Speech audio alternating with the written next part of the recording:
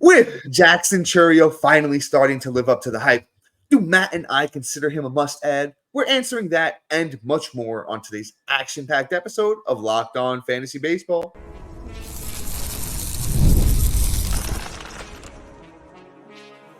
You are Locked On Fantasy Baseball, your daily fantasy baseball podcast. Part of the Locked On Podcast Network, your team every day.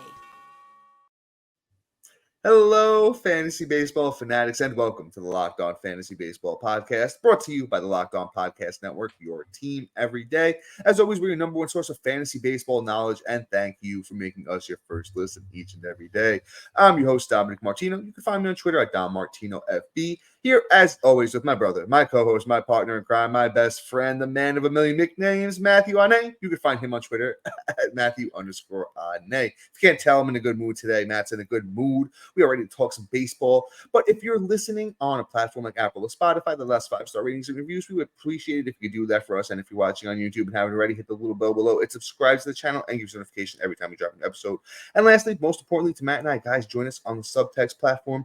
Through Subtext, it's an in-depth, personalized experience with text message alerts right to your phone. You can find the link to our Subtext in the bio to wherever you're listening or watching, or available on any of our social media platforms. And through Subtext, it's a in-depth, once again, experience, offering so much more than we can in this 30-minute podcast.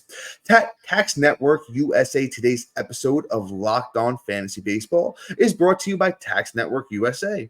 Did you know that it's never too late to resolve your tax issues with the IRS? Don't wait. Reduce your tax debt and get help from a team of licensed tax professionals. Call 1-800-549-1000 or visit tnusa.com/lockedon. And then dive into the ultimate fantasy baseball experience with our exclusive Locked On Fantasy Baseball hack giveaway. Score big by simply sharing any of our posts on X or Instagram. Each share earns you an entry into the draw. The more you share, the greater your chances are of winning. Don't miss out. The drawing will be held actually tomorrow as you guys are listening to this. So this is literally your last chance to get in. And, I said it yesterday. I'll say it again today in case anyone's listening that wasn't yesterday. Check out the hats on YouTube if you haven't already. Matt and I are rocking them. The design is awesome. Once again, Matt designed them himself, so big shout out to my brother on that one. But I know you guys are here to talk some baseball. A lot of great names on today's episode. Some names we've talked about before, some names we haven't, so we got a great mix. And Matt, I think we talked about somebody great at the top. Are we going to go that way? We're going to go somewhere different? Where are we going? Now we're rolling into it. Let's go balls deep in this. Let's go Jackson Chourio.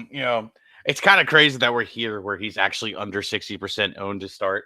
That's what I was thinking. I'm like, when you put the name in the list, I was like, what?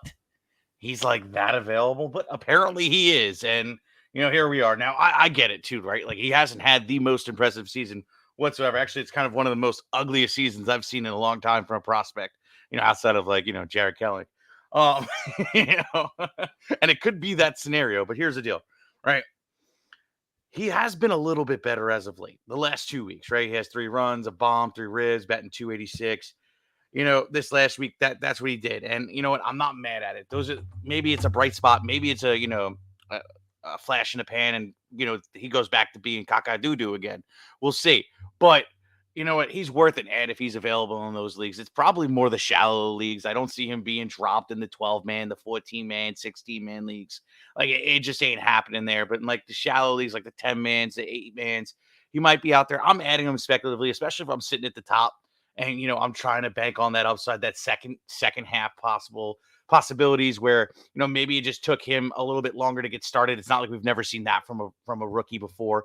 He has all the upside in the world. If you don't know who Jackson Chourio is, I'll fill you in on it, right? So last year in the minors, 531 at bats, 88 runs, 26 doubles, 3 triples, 22 bombs, 91 ribs, 44 stolen bases. Repeat, 44 stolen bases, 43 walks to 104 strikeouts, batted .282, an OBP of .338, a slug of .467, and an OPS of .805. Those are all stellar numbers. Now, obviously, I don't think he's even going to come close to that in the second half as a whole, obviously. But even if he can kind of match that pace for the whole second half after All-Star break, your team just got leveled up. So adding Jackson Chourio in the leagues that he's available is kind of a must. Yes, he's going to ride your bench. He's going to clog a roster spot. But it's the same way you'd be stashing a prospect that that if you missed out on like the James Woods and such, I'd rather stash a Jackson Chourio where the league and the team already believed that he was ready for the bigs. So there may be changes and adjustments made in that second half, and Jackson Chourio is worth that ad. Yeah, man. And Jackson Chourio's 20 years old, guys. We got to cut him a little bit of slack. Think about yourself at 20 years old. Were you the prime version of yourself at 20 years old? I'm still hopefully not the prime version of myself. And I'm far from 20. So I think we cut the kid a little bit of slack. The power is there, the speed's there, and Matt even mentioned the batting average is turning around as of late, and he was nothing but a batting average, god in the minors, hitting over 280 every season down there, showing off the power, the speed. It's a Plus the Podcast moment. Just make sure he's not available in your league, and if he is, make sure that you get Jackson Chourio on your team. Sky is the limit for the young 20-year-old. My favorite player that we're probably going to talk about today, but we do have more great names. Let's move on to this next guy. Let's talk about Masataka Yoshida of the Boston Red Sox. This is a guy that's been, a bit banged up of late, just getting back on the field. Went 0 for 2 in his return. Getting his getting a day off, it looks like, here today on the 12th as we're recording, but should get back into a regular groove of playing again. Yoshida is known for his batting average, probably where did he hit in the lineup on his debut? 5th, so the RBI should be good for him as well. Not super really known for the speed, but can steal a bag here and there. So I think, sorry about that, folks. A little bit of technical difficulty there, but we're back talking about Masataka Yoshida once again. And, he's right now 49% owned, available in half of leagues. I think he's definitely worth the speculative ad right now when outfield has been as bad as it has been. There's a reason that, the Red Sox went out and, paid what they paid for him. I think, definitely one of my favorite ads of the episode. Yeah. No, I mean, Yoshida's my guy. I kind of want to call him Yoshi at the end of the day, but my guy, I think is so much better than what he's showing. Right, I think the injuries are really hampering his experience and his play, and I think once we turn around and we're a couple weeks removed from the injury, there's going to be a good turn. Kid is talented. He did have a good season last year. That doesn't just disappear just because of that. So add him now while he's still available, and just bank on him bouncing back. But let's move on. Let's talk about Andrew Vaughn. Honestly, another, I'm going to say, fantasy baseball player's guilty pleasure. The kid is now 27% owned, was drafted quite widely in a lot of leagues by, experts and people that just are on the Andrew Vaughn train and the truthers. And I'm not one of those guys. I'm usually against him. I usually like to wait for the people that drafted him to get really upset with him, then drop him. I'll ride him while he's hot, and then I'll disappear. And this is one of those moments where we're riding him while he's hot. Right? Andrew Vaughn over the last 2 weeks, 9 runs, 3 bombs, 4 ribs, batting .389. And I should just read what he did last week. Just remove 1 run. It's 8 runs, 3 bombs, 4 ribs, batting .379. He's having a fantastic week. You kind of ride that hot hand, stream this dude, and then the second he cools off, say bye-bye. Because this isn't going to last. This isn't going to be like one of those things where this is going to be a long-term solution. Yes, he's having great success with average exit velocity and getting, hitting the ball hard on a consistent pace at 44% of the time. And he's getting the sweet spot with it. But the thing is, though, he's chasing a lot. He's whiffing a lot. He's striking out a lot. He's not really walking. His batting average is a 240. His slug is pretty decent, but at the same time, it's just I'm not bought in on the long-term aspirations, but I'm definitely down to ride him till the wheels fall off and he's no longer hot. So take Andrew Vaughn in, add him now that he's 27% owned, and then the second he cools off, drop that kid like there's no tomorrow and ghost him like you do to all your exes. But I'm done. Yeah. So with Vaughn, it's interesting, right? We all have that fatigue with him at this point, but he's still only 26. It's like, if any of you have seen Dumb and Dumber, it's like there's a chance that Andrew Vaughn figures it out, and he could be like almost like a Josh Young light, where the batting average is going to blow you away. He'll hit 260-ish. He'll have a good amount of power. I honestly think there's like 30 home run upside in the bat of Vaughn. Basically look at what he did last year, and I think we could see a similar type of production line this year. I don't think the 226 batting average is real. Even the underlying stuff of the batting average looks better than that. Even though it doesn't look fantastic, he's still better than a 226 batting average. So if we pick Andrew Vaughn up now, who is 27% owned, and as Matt mentioned, ride that hot hand, you juice the orange on him, get what you can out of him, he might be a guy that we look back at the end of the year and be like, oh, Andrew Vaughn's still on my roster, riding my utility, bench spot type of thing. Former top prospect in all of baseball. I do like him. 5 outfield, the league's deeper, stuff than that. 27% owned. You're not going to really do much better than Andrew Vaughn in the outfield at the moment. But before we move on and talk about a couple of more bats that you definitely need to add, and then we'll move on to the pitchers, we do have a quick ad break for you guys. PrizePicks is the largest daily fantasy sports platform in North America. They are the easiest and most exciting way to play DFS. It's just you against the numbers instead of battling thousands of other players, including pros and sharks. You pick more or less than 2 to 6 player stat projections and watch the winnings roll in.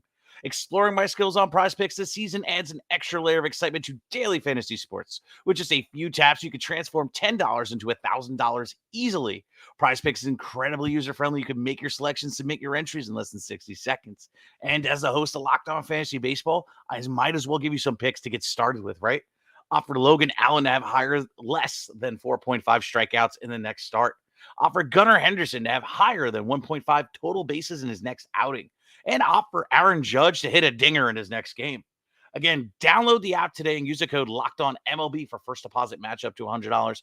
And one more time, download the app today and use the code LOCKEDONMLB for first deposit match up to $100. Pick more, pick less. It's that easy with PrizePicks. And do you ever worry about what will happen to your family? God forbid something were to happen to you.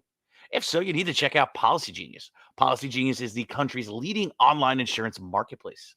It saves you time and money so you can provide your family with financial safety nets starting today. With Policy Genius, you can find life insurance policies that start at only $292 per year for a $1 million coverage. Some options offer same-day approval, avoid unnecessary medical exams. Policy Genius helps you compare your options from top companies and their team of licensed experts with hands-on to help you talk it through. Talk to an award-winning team agent who will walk you through the process step by step. What you may need to consider is your work-life insurance policy may not offer enough to protect your family's needs. Even worse, it may not even come with you when you leave your job, which most don't. Policy Genius gives you an unbiased advice from licensed expert support team. They have no incentive to recommend one insurer over the other, so you can trust their guidance. Check life insurance off your to-do list in no time with Policy Genius. Head to policygenius.com/LockedOnMLB or click the link in the description for a free life insurance quote and see how much you could save. That's policygenius.com/LockedOnMLB. And guys, honestly, this is something that when I started a family, I needed. And if I would have known about Policy Genius at the time, it would have been just a way quicker time saver. So please check out Policy Genius today and make sure your family is covered.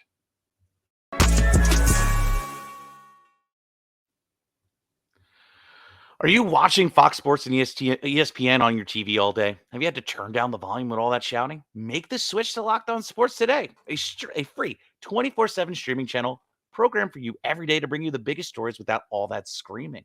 Locked On Sports Today brings you can't-miss analysis, opinions, news, and streaming 24/7 on YouTube or free on Amazon Fire TV channel app. Part of the Locked On Podcast Network, your team every day. Introducing the Locked On Fantasy Baseball Podcast Diamond Club on Subtext, your ultimate fantasy baseball companion.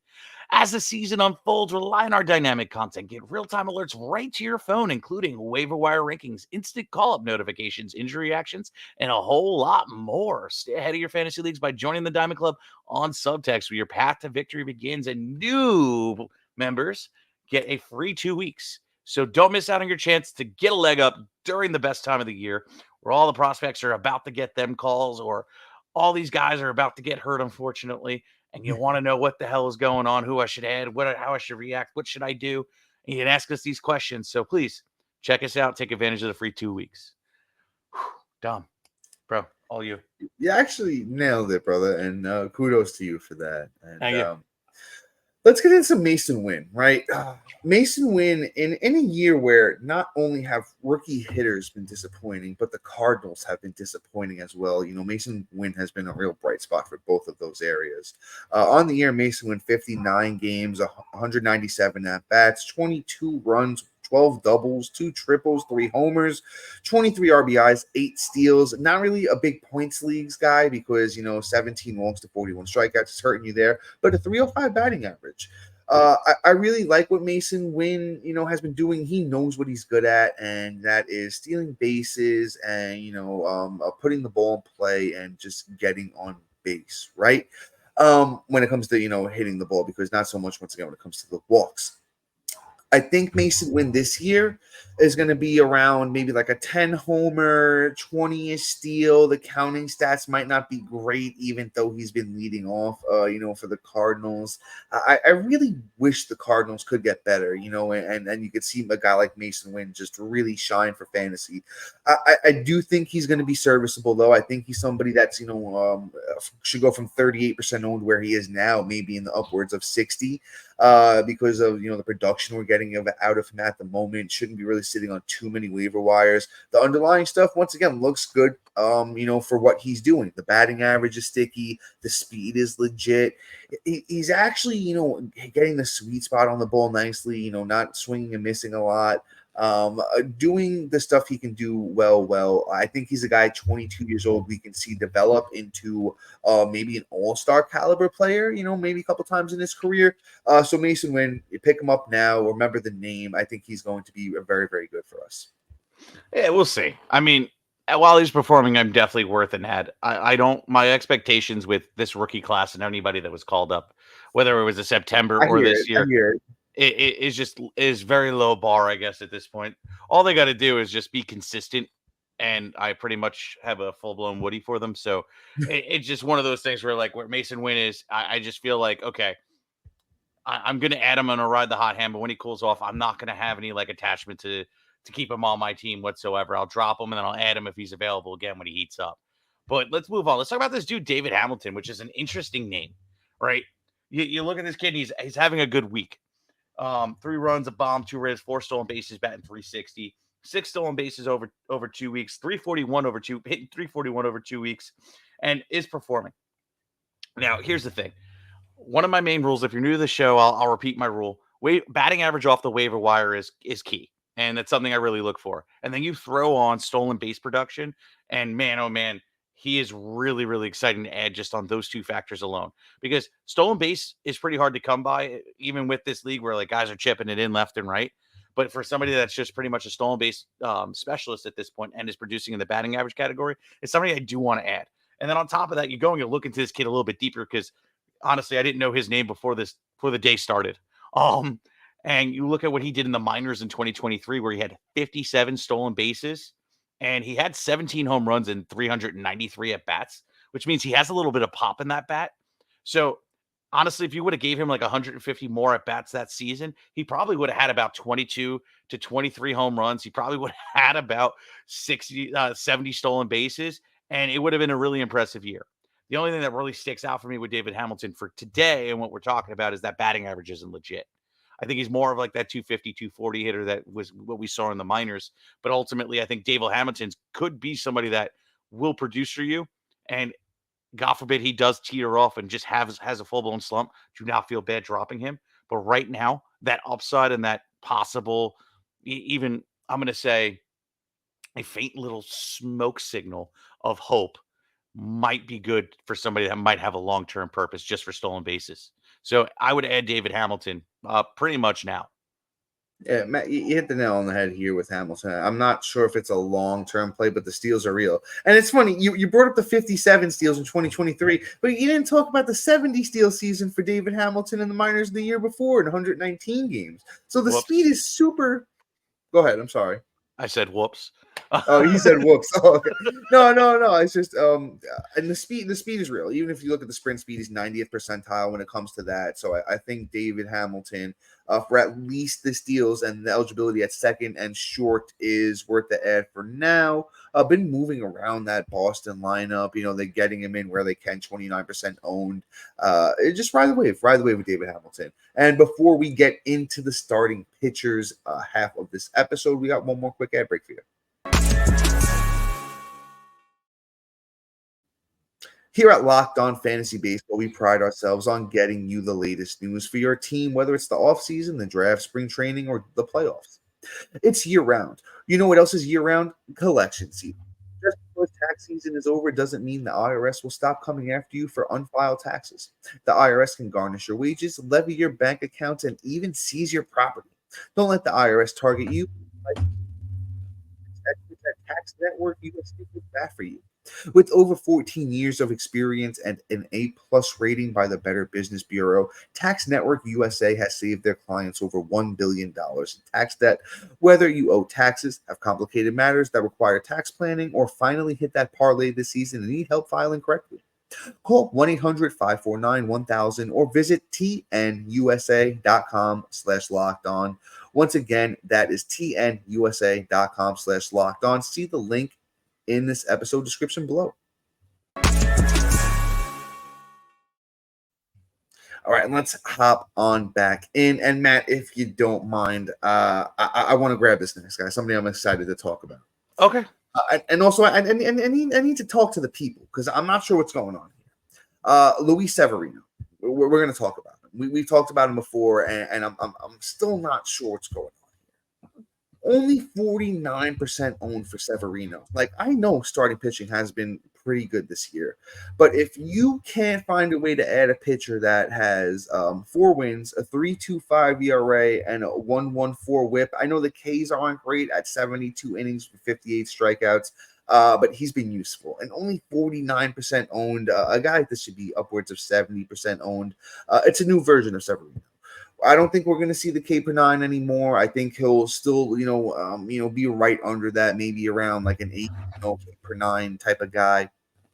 But it gets Miami. If you got same day ads on the 13th as you're listening today, I want to check that next matchup. And his last matchup, he went 8 strong. Again, I know it was against Washington, but before that, pitched another 7 against San Fran, pitched a 6.2 against Miami. He's giving us the innings. He's giving us, solid ratios. I don't see why Severino shouldn't be, more highly owned. He's been nothing but successful in the bigs except for last year. It looks like he lines up in his next start. Is Texas. So, it's a little bit of a tougher matchup. I think we can at least see what he got, going into that. And then the Cubs. So I at least want to give Sevy the shot for these next two. Because if he goes out there and he's good in both of those, guess what? That 49% is going to be 100. Before we know it, I'm not going to be the guy that's risking, the legitimacy of Luis Severino's turnaround this year. I want him on my team for that. Yeah, I mean, anything's possible. I mean, it's not like, okay, his talent disappears just because he got TJ. Severino is already starting to look like it. The underlying stats are supporting it. So give him a shot. What's the worst that happens, right? You drop him. We've made worse ad decisions throughout the year. So and Severino has been probably our best recommendation all year. So just add him until the wheels fall off. And when it does, then sit him. I still will roll him out against Texas depending on what my outlook is for my categories or even for my points. Like if I'm down a super amount, start Severino in the pinch because he has the upside to go out there and put up 18, 20 points in a points league, or go out there and put up 7 Ks, keep the ERA down and get you the W. So Severino is definitely worth an ad all throughout the weekend, even against those Rangers. But let's move on. We got to get that ownership percentage up. It's too low. Yeah, I mean, or don't, and anybody who's smart enough to listen to us will just beat the pants off everybody else. It's fine, either way, we're good. But anyway, let's move on. Let's talk Taj Bradley. Going to be my last guy before I dip out to go see my kids. Taj here, I understand. Like if you look at this kid face value, right? You look at his season stats, and they're kind of ugly, right? He's touting a 5.17 ERA. But let's look a little bit deeper into the kid and why we're actually talking about him. Okay, he's had 2 bad starts. A 6.43 ERA and a 24.3 ERA. I get it. Those 2 bad starts are horrendous. But let me tell you something about the one against Boston where he had 6.43 ERA. He hit 10 Ks in that game, I might add. He had a sub-1 whip. It was just a really bad inning. And the Baltimore game, yeah, that one's unexplainable. But look, he's had 1, 2, 3, 4 great starts, I might add. And out of those 4 starts, he's only had 1 game over 2. Okay? A 1.5 ERA, a 0 ERA, a 1.8 ERA, and then a 3.6 ERA. The kid is showing out and putting out his talent. 7K game, 6K game, 10K game, 6, 7. He is putting out the numbers. I don't understand the 36% ownership. He should be more widely owned than Luis Severino. He is my favorite pitching name out of all these names with the most potential. Do not look at the face value. Do not look at the ranking. Look at the start by start. Look at his stuff, right? We go and we break down what he's been going on. His off-speed pitch has been great, and this is with a flat fastball, and that's going to take an uptake. And he has an elite speed, 96.3 mile per hour fastball. Okay, he's getting guys to chase. He's getting guys to whiff. He's getting the strikeouts. And he's almost at that point where you feel good enough where you say he's not walking enough guys. He's at a good walking point where he's not walking too many guys. Things that are a little more desirable is keep down the hard hit rate percentage and produce more ground balls. He does that, and that level just goes like this. We also got to remember, too, he just came fresh off the injury. So give the kid a little bit of a break. Watch him soar. And I guarantee come end of season, we're going to be talking about this kid as a top 40, top 50 pitcher. Taj Bradley is going to be a stud. Must add. Peace out, guys. Yeah, Matt, great take there on Taj. I agree fully. And out of those 6 starts he's made this year, as Matt kind of broke down for you, I'm going to do it in my own way. 4 of them have been good. 2 of them have been bad. And I once again agree with Matt, top 40, 50 starting pitcher going into next year. He has the stuff to get it done. It hasn't really played up for him this year as far as the underlying stuff looks, but it's a big fastball. He throws 4 pitches over 12% of the time. I love to see that mix in there. Just needs to figure out what's really going to work for him. And Taj Bradley's been super successful in the minors. Had a big season in 2022, 133 innings, 141 strikeouts, 2.56 ERA with a 103 whip. And then the year prior in 2021, Taj Bradley in the minors, 1.83 ERA, 22 starts, 103 innings, 123 strikeouts, and a sub-1 whip.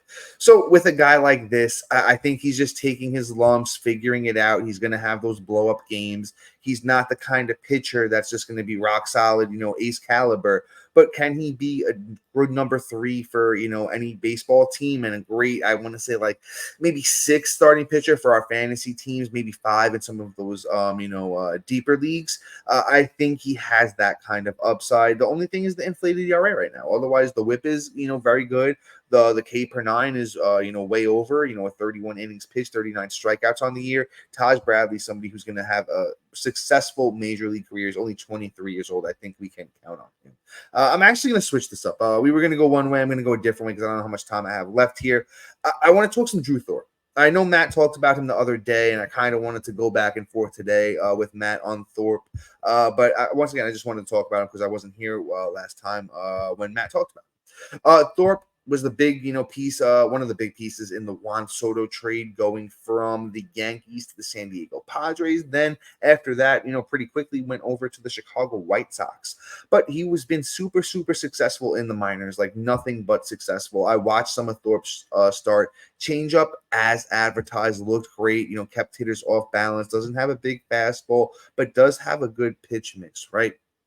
I think he's somebody like a Kyle Hendricks type that doesn't have the big fastball, but can, use his other pitches to keep, hitters, off balance and still mixing that fastball. I think it's like 91 miles an hour is just good enough to, do what it needs to do. But in his first start, Drew Thorpe against Seattle, 5 innings, 4 strikeouts, 1 earned run, and a clean 1 whip. He's 26% owned, and his ownership percentage is flying up. I do want to see who Thorpe gets in the next one for you guys, just to kind of, see where this route's going to go. I think Thorpe's going to be a guy who will be on your roster for the rest of the season if you do pick him up. Looks like it's the Diamondbacks and then Detroit. So, and some Diamondbacks haven't been, really world beaters at this point, like they were last year. And I really think the Detroit game is going to be good for him too. So, honestly, after, 2 weeks from now, Thorpe could be a guy who is 6% owned now, could go all the way up to 70-80% owned. I think he's going to be pretty good. No Paul Skeens, but think he's going to be pretty good. I'll sneak this last name in for you guys. Going to make it quick though, because then I have to head out of here. Let's talk some Jameson Taillon. Jameson Taillon, former Pirate, former Yankee, just a dependable starting pitcher at this point in his career. Not going to blow you away. Right now, 26% owned, was pretty good in his last game against Tampa. 6 innings, 5 strikeouts, didn't give a 1.083 whip in that one. On the season, 10 starts, 3 wins, 3.09 ERA, 1.30 whip with 55 innings, 40 strikeouts. Just serviceable. Once again, more of a deeper league play here for Taillon, and I'm going to give you his next couple opponents here as well. Jameson Taillon gets the Cardinals, then it looks like the Mets. So, definitely some matchups where he can perform well. With that being said, though, guys, thank you for, watching, subscribing, commenting, rating, reviewing. We appreciate our everydayers and new listeners for making Locked On Fantasy Baseball your first listen each and every day. And make sure you tune in tomorrow. We're going to have something fun for you. I haven't decided exactly what we're doing yet, but once again, we always enjoy hanging out with you guys and talking some fantasy baseball. So we want to see you guys there tomorrow. Until then, so yeah.